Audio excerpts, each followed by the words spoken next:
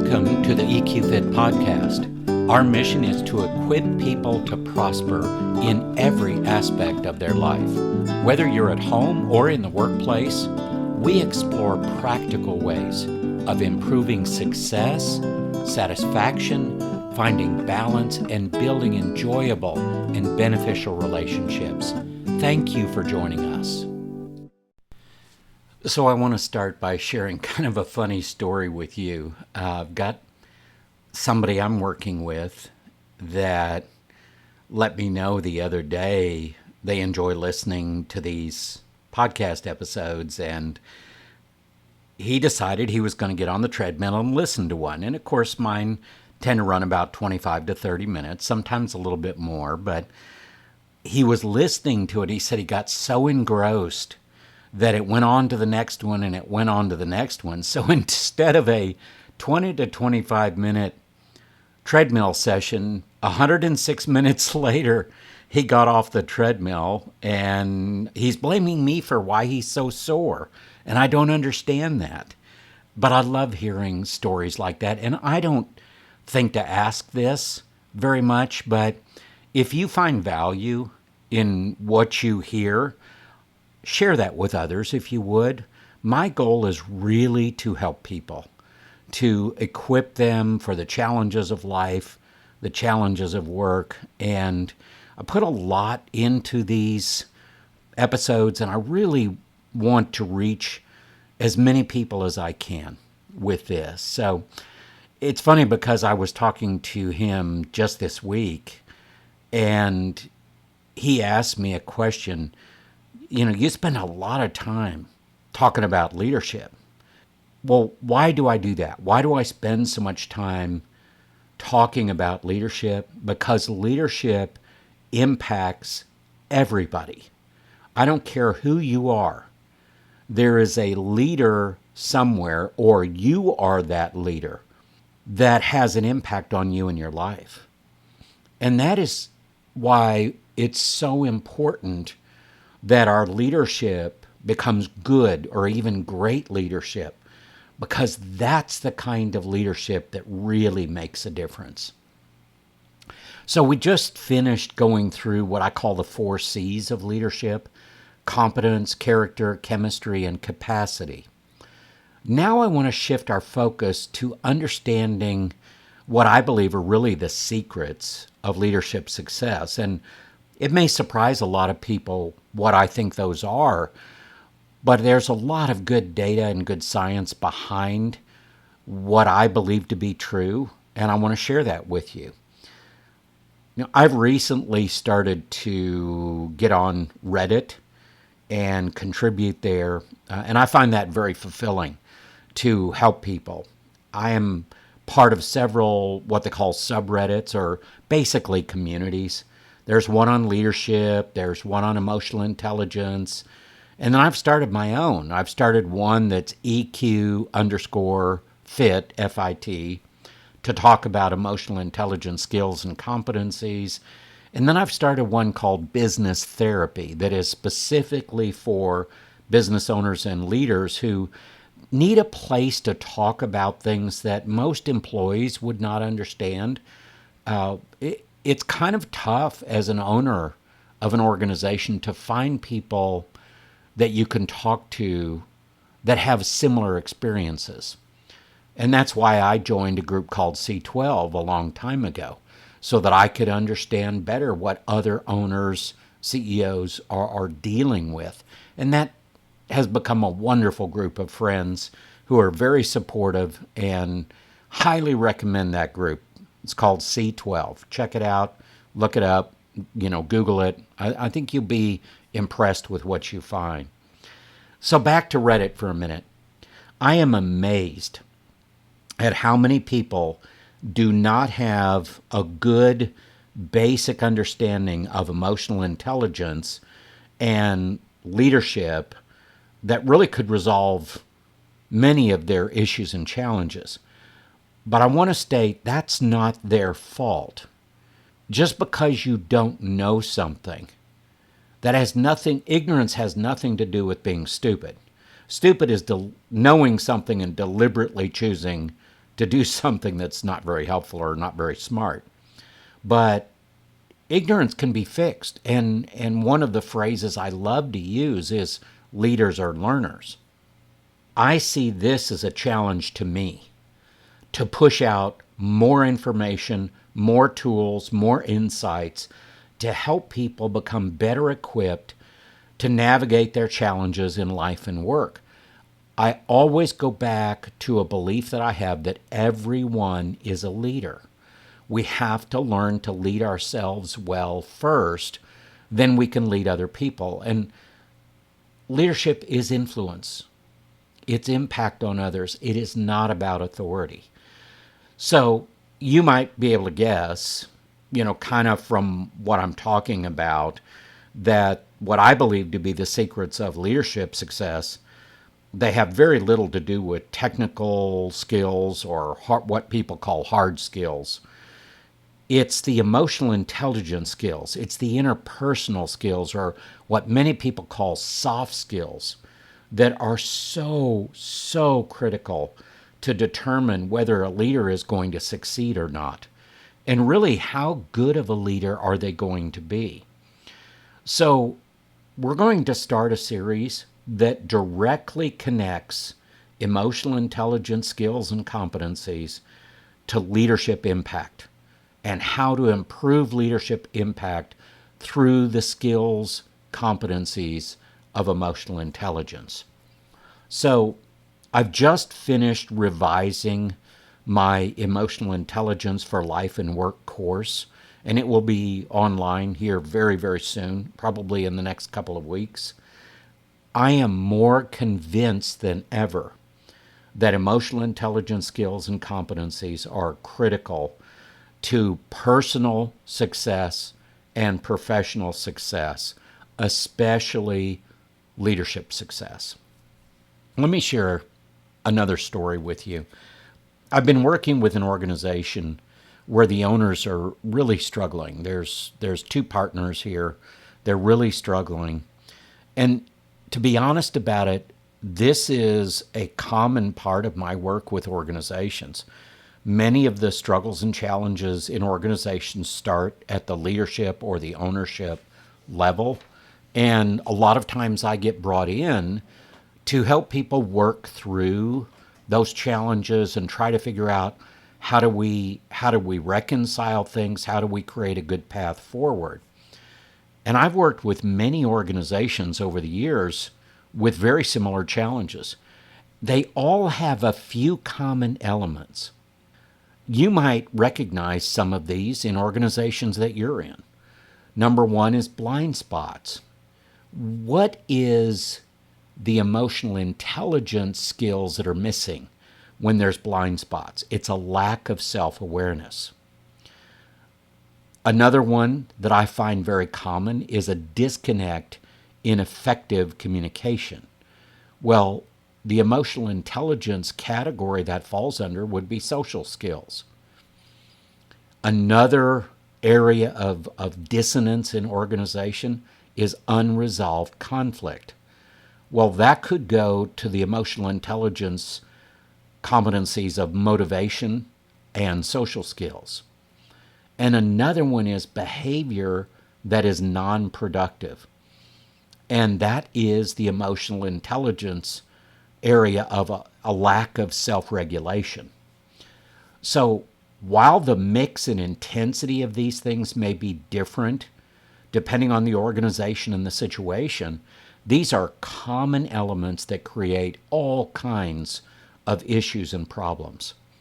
And this is why I am so passionate about what I do. I know these challenges can be overcome, and I know how to do that, and I want to help people do that and get to a better place. So we're going to focus for the rest of this episode on leading with emotional intelligence and why that is such an effective path to good leadership.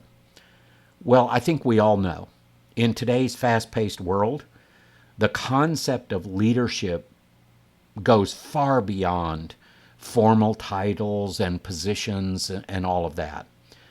Everyone is a leader because we must first lead ourselves before we can lead other people.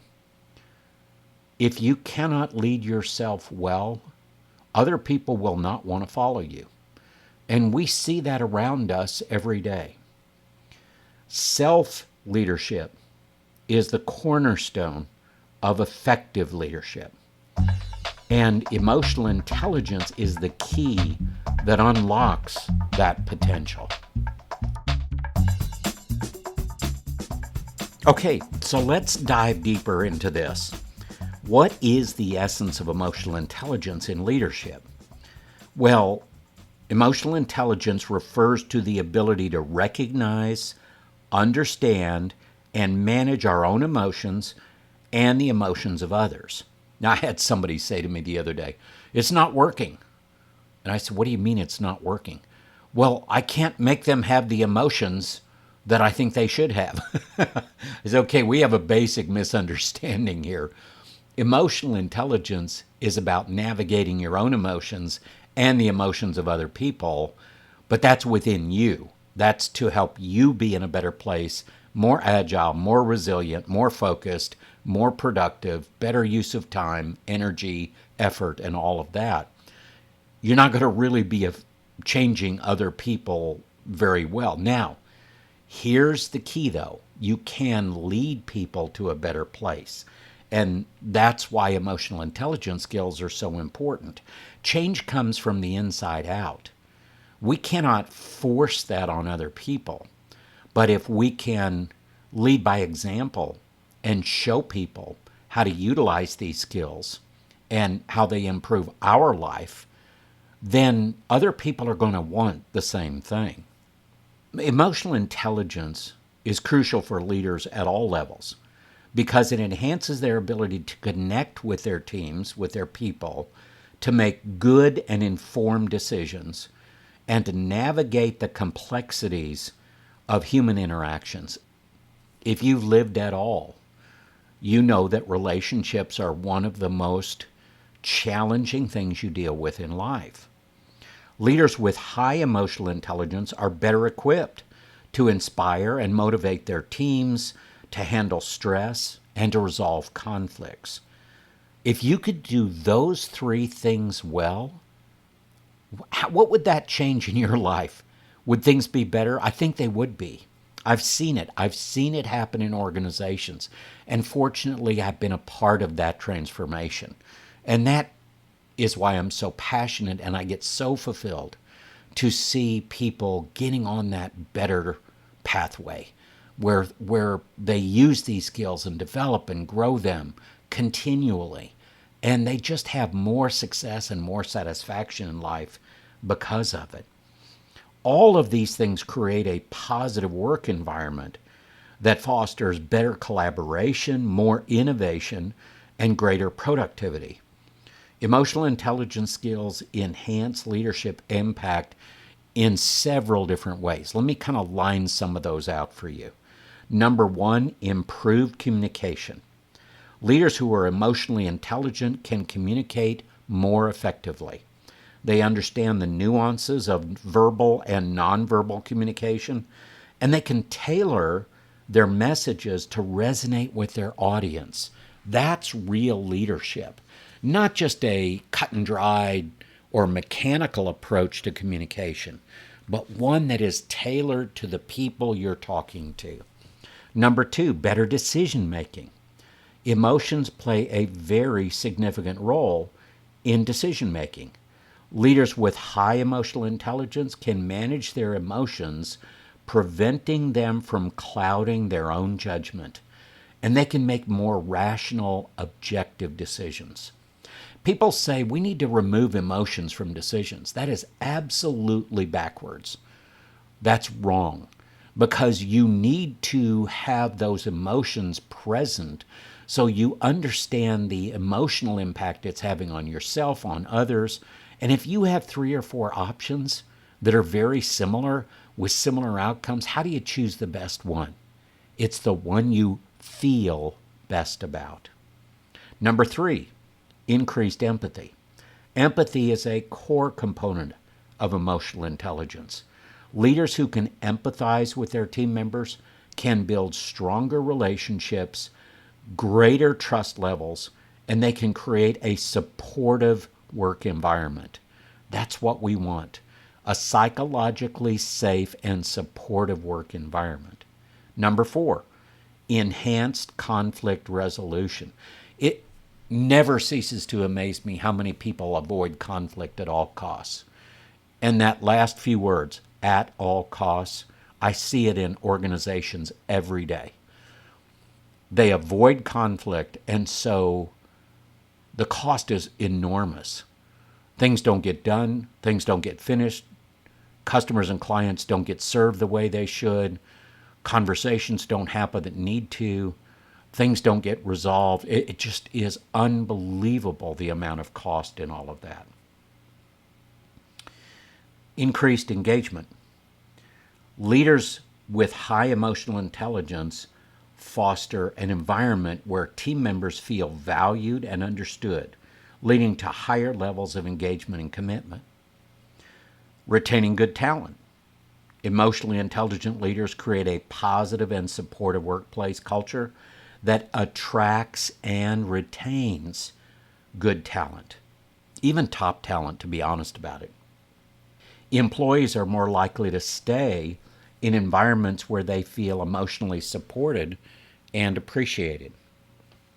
Enhanced productivity. Teams led by emotionally intelligent leaders tend to be more productive.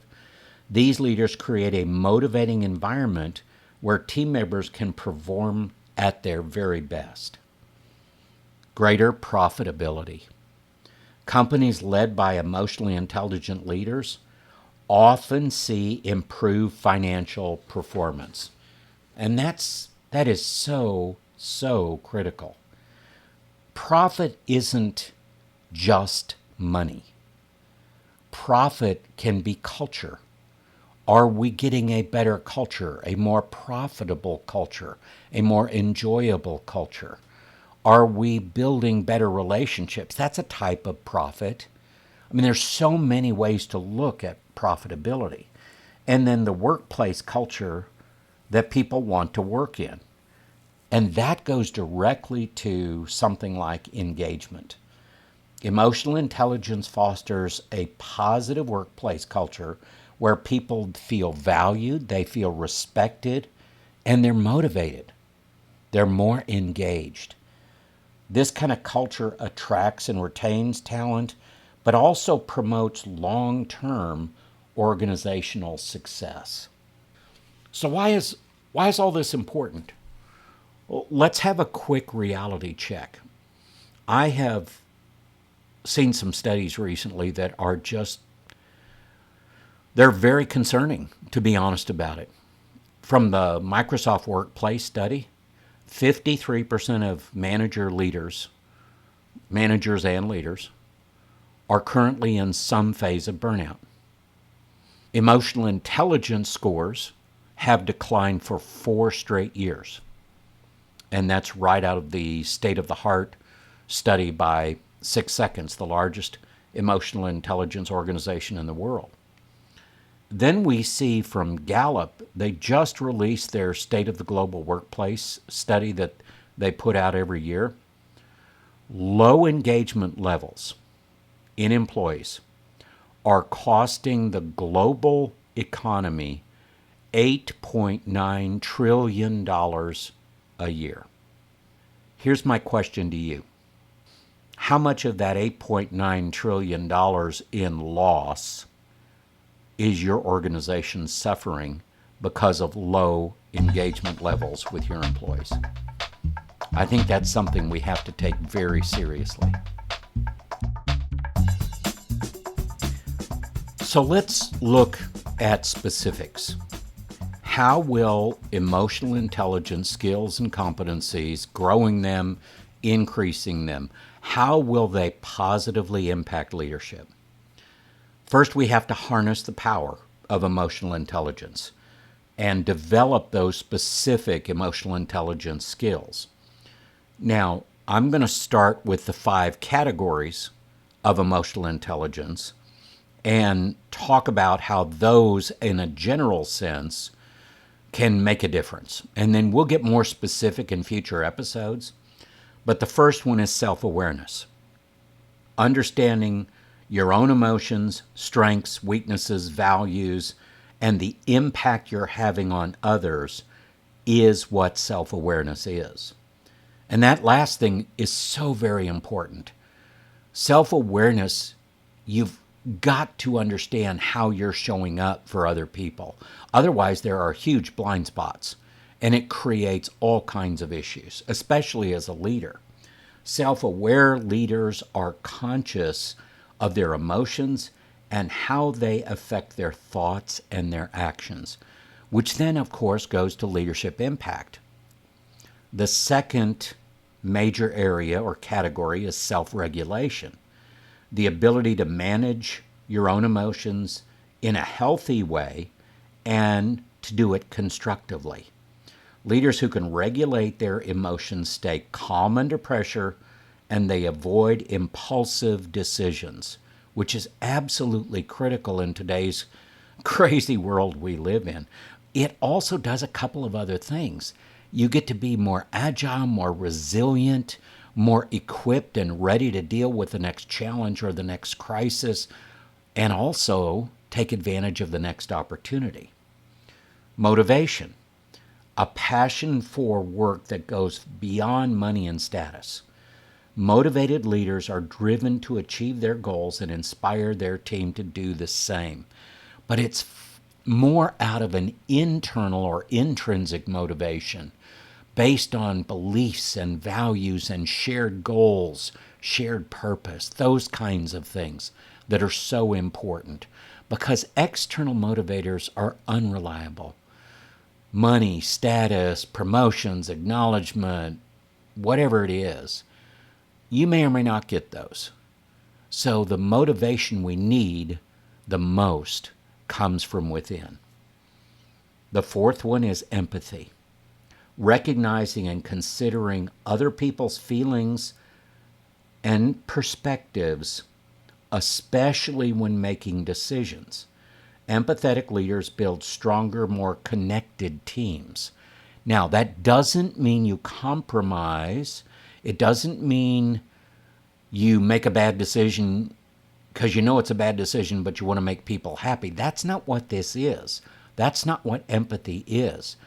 It is practicing empathy with other people. It's increasing your empathy with others to understand their feelings and their perspectives. Then you put that together with yours to make the best decisions going forward. And the fifth one, the last one of these major categories of emotional intelligence, is social skills. Managing relationships to move people in desired directions. Leaders with strong social skills excel in their communication, their conflict management, and building networks. How important is that? Well, one word: influence. Social skills directly impact how much influence you have with people. Where does influence come from? I've got an equation for that. Influence equal connection plus trust. How good is your connection with someone? How much trust do you have with them? That together will equal the amount of influence you have. I call it the influence bank account. The more deposits of connection and trust you deposit into that account, the greater the influence you have to spend with people. And that's so critical as a leader. The lowest form of leadership is a leader who just tells somebody what to do and expects them to do it because they have a position of authority. There's a great example of this, and I want to share it with you. My dad had this chain on his desk, the huge links. There were only about 5 or 6 of these links, but I mean, each link was about the size of your fist. And every time I went in his office, and by the way, my dad, the psychologist, who had his own company doing assessments, so I guess the apple doesn't fall far from the tree, so to speak. I finally asked him one day, I said, "What is that chain for?" And he got a funny grin on his face. He said, "Come here." So he picked up the chain. We walked into the conference room. And he put the chain down at one end of the table. He got it all lined up straight, and he put it down at one end of the table. And he said, "Okay, I want you to push this chain in a straight line to the other end of the conference table." Well, think about it. It's impossible, okay? The minute you start to push one of those links, the other links go in different directions, and it's impossible to push it in a straight line.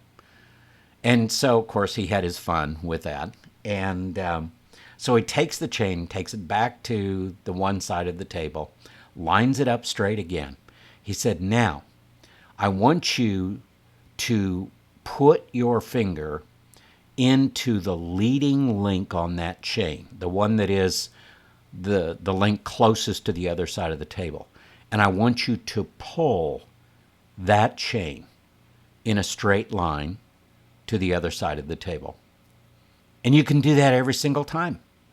Because what you do with that first link, as you're pulling it, the other links follow right along. And he looked at me and he said, "That's what leadership is. It isn't pushing people to do things. It is pulling them along with you. It is leading them through influence." And I thought that was such an amazing way to explain what real leadership looks like in a very simple and practical way. So, how do we figure out some practical applications here? Well, developing emotional intelligence isn't just about understanding the different components. It's about applying the skills daily in leadership. Here's some practical ways to do that. Number one, active listening. That active word there is so important. It's being fully present for the other person, not looking at your phone, not looking at your watch, not doing any of that other stuff. Be fully present for them. Listen to them. Don't just listen to what they say. Listen to the emotions that are driving what they say. Emotions drive people, people drive performance. So if you listen actively, you're going to take your leadership to a very different level. Mindfulness practices, and I always get a kick out of this because people say, "Oh my gosh, Steve, you're into that new age stuff." No. This is just taking time out of your day to cognitively reflect on what's going on, what's happening, how's it affecting me, how's it affecting my people. And this is what I call building margin into a leader's life. If you don't take the time to let your brain assimilate things and understand things in periodic breaks that you take to practice this, then all you're doing is push, and you're probably missing a lot along the way. So this is going to help increase self-awareness and self-regulation. And then build a culture of regular feedback. This is number 3. Provide and seek regular feedback, constructive feedback, to foster open communication and continuous improvement. Use feedback to understand how your emotions and actions are affecting other people. This is a wonderful way to do that. Feedback is a gift. If somebody asks for my feedback, there is a risk to me. The risk is they won't take it well, they won't accept it very well, they'll get defensive, they'll get mad at me. So feedback is a gift, and we need to receive it as a gift. Yes, we set some ground rules on the front end, so it's respectful, but feedback is so important for leaders. Number 4, conflict resolution. Do the training. Get out there, find some way to better understand conflict. And by the way, my partner, Dr. Chuck Coker, on the Life Thrive website has a wonderful assessment. It's called RTC, response to conflict. And it literally measures your specific way of responding to conflict and how you can leverage that to resolve conflict better. I'm always going to be of the mind that you start with good data. So everything I do starts with assessments.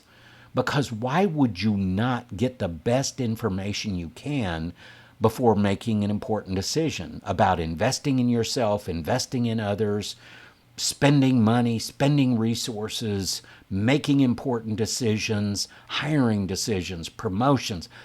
It's so important. I'll bet there isn't a significant decision you make in your life that you don't try to get the best information. Why would we not do that about people? Why would we not do that for ourselves, about ourselves? And number 5, team building. A leader's job is always to be equipping and building and empowering their team. Find ways to promote empathy and social skills, whatever that looks like. Get outside training from somebody like me, get online courses, get something. Do things consistently. And when all of this happens, leading with emotional intelligence becomes more than just managing emotions. It's about leveraging those emotions to create a positive and productive work environment and a culture that fosters employee engagement and retention and empowerment. By developing and applying emotional intelligence skills like we talked about, leaders can enhance their effectiveness, they can inspire their teams, they can drive organizational success. All of this comes down to remembering everybody is a leader because we must lead ourselves before we can lead other people well. Embrace emotional intelligence, and you will unlock your full leadership potential. Thank you for joining us for this episode. If you have any questions about this week's episode, or maybe a suggestion for future episodes you'd like us to explore, please contact us through our website at eqfit.org. For more information and inspiration, connect with us on LinkedIn, Facebook, and YouTube at EQFit.